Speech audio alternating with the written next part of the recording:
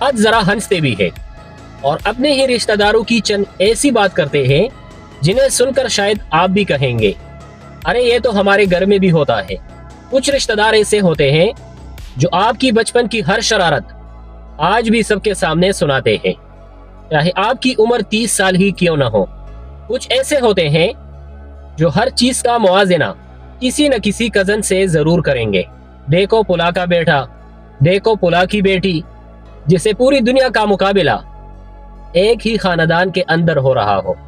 फिर कुछ ऐसे भी होते हैं जो प्लेट में खाना कम और आपकी जिंदगी की खबरें ज्यादा जमा करते हैं और अगले दिन पूरे खानदान को ब्रेकिंग न्यूज सुना देते हैं।